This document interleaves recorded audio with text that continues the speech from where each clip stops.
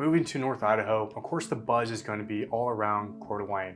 While small towns such as Hayden, they often get overlooked, kind of like a brand new Mexican restaurant. Well, it's brand new, it's shiny, it's clean, and if you compare that to an established Mexican restaurant, well, let's be honest, it's going to be a little shady, it's going to be a hole in the wall, and it's being held together by duct tape, but damn, they have the best food, and I know that you know that I know what I'm talking about.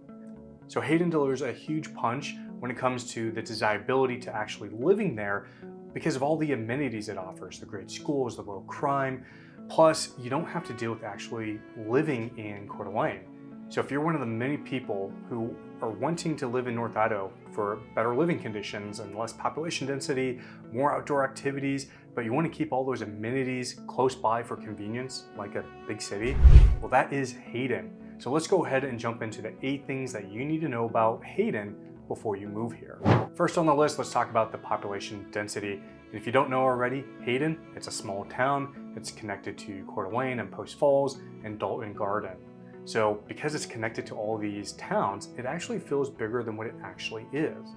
And here's a map of the Hayden boundary lines. It has a population of 16,531 people and a population density of 1,565 people per square mile. And that information is recent of 2022 US Census Bureau. Now, if we take the population density of Hayden, about 1,500, and we compare that to Austin, Texas and Phoenix, Arizona, that's about half of those 2 cities. And if we compare it to Seattle, Washington, they're at 8,791 and San Diego at 4,500. Again, I'll beat the horse dead a little bit more. Hayden's going to feel a little bit more dense because it is connected to Coeur d'Alene, Post Falls, and Dalton Garden. And when you add up all those areas together, that entire metro area, there's about 175,000 people living there. Number 2 on our list, Hayden Lake. First, how did it even get its name? Well, with the completion of the first railroad across North Idaho in 1881, and with the rapid development of towns in North Idaho and the demand for agricultural products, that started to skyrocket. Well, a guy by the name of Matt Hayden, who was one of the original settlers in the area and started using the lake for a business, him and a bunch of fellows got together one evening and they're like, hey, let's name the lake and let's play a round of cards, and whoever wins, they get to name the lake. Well, as you guessed it, Matt won and he was awarded the opportunity to name the lake, and he did so by naming it after his last name. A little bit of information about the lake. It covers 4,000 acres, there's 40 miles of shoreline, and the deepest part of the lake reaches 800 feet. Now there's 2 public boat launches on the lake. Let's start on the south side, and that's where Honeysuckle is located. It has a sandy beach, and it's a roped off swimming area as well, and there's a large dock. Now I will say this swimming area, this beach, it is stunning, it's awesome. It does get crowded in the summertime because it's very, very popular. Now let's go to the north side of the lake, and you have Sportsman Park, and it offers a launching point for your boat and a dock as well. So what can you do out on the lake? Well, it's kind of obvious. There's fishing and there's water sports, and the water sports are amazing. It's always a fun time out there. You can get the boat out and you can water ski, you can tug the tube behind you, you can wakeboard, you can jet ski. There's always something fun to do out on the lake.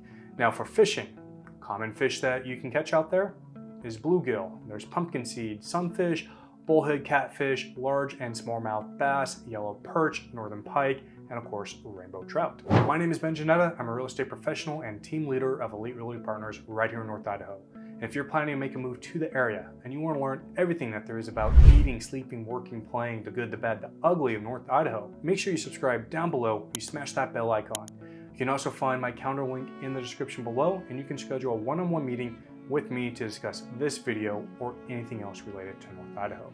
Now let's go ahead and continue on with our list. Number 3, outdoor amenities, and oh my goodness, there is so many outdoor activities and indoor activities right in your backyard in Hayden.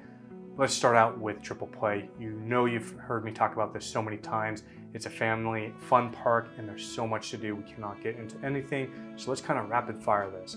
First, you have the Nebula Drop. It's a ride that spins and drops several times within 90 seconds. You have Soaring Eagle Zip Ride. It's 80 feet off the ground and it goes out 400 feet, seats up to 2 people. You have bowling, bumper boats, bumper cars, you have go-karts, you have a laser maze, a laser tag arena, there's miniature golf, you have an indoor water park, Raptor Reef, and there's water slides in a kid area, and of course an indoor arcade area. There's so much fun here if you're looking to do a really fun activity for the kids, for the day or the weekend, or a birthday party. Triple Play, it's super hard to beat that. Now, second amenity we're going to be talking about is Silverwood. That's super close. It's not in Hayden, but it's close enough where you have to take advantage of it. One side of the park is going to be for rides, while the other side is another water park outdoors, and there's water slides and a wave pool. Number 3 on the amenity list, you're going to be close to Farragut State Park. And no, this is not in Hayden either, but it's an amazing state park and one of my personal favorites.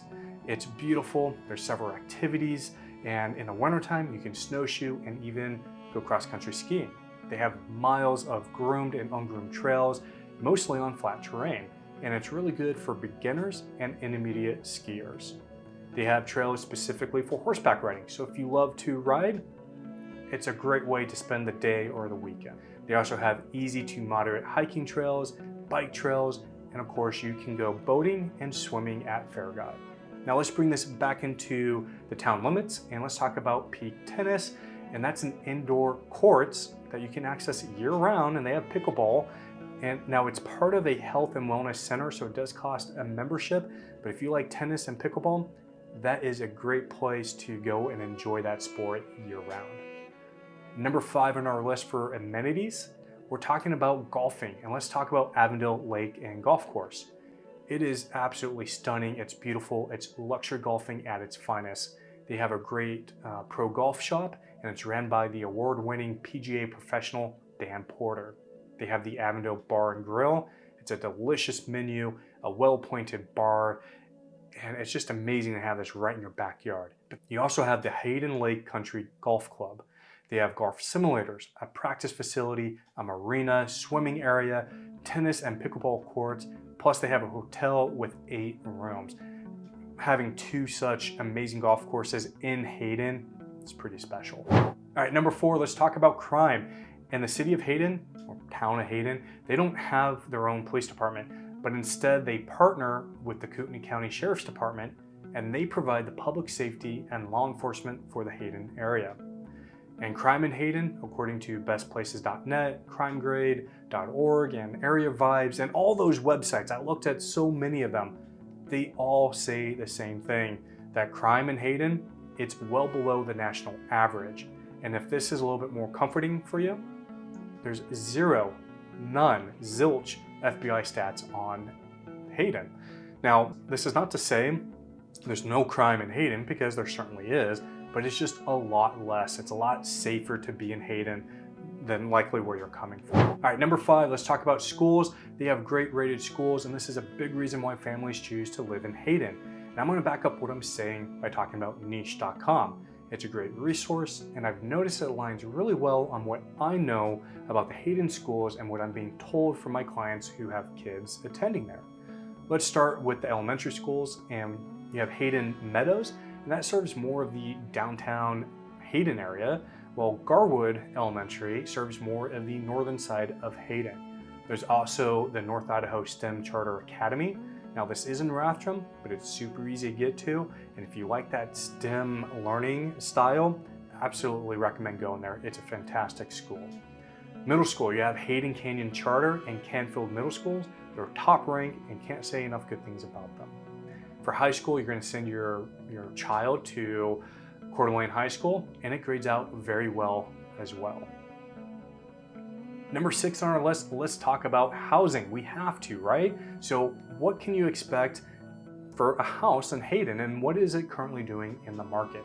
Well, this graph right here, it is a bar graph, or not a bar, it's a line graph, and I want to point this out real quick.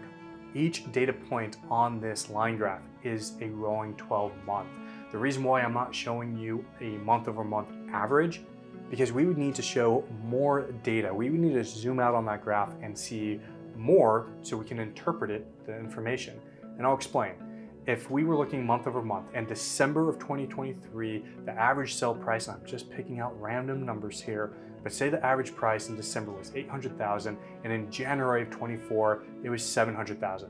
That does not mean whatsoever that we lost $100,000 of market share in 30 days. That just means December had more expensive houses. Maybe one house sold and it was $800,000, but 5 houses sold in January and they were just a little bit less expensive and it was averaged out to $700,000.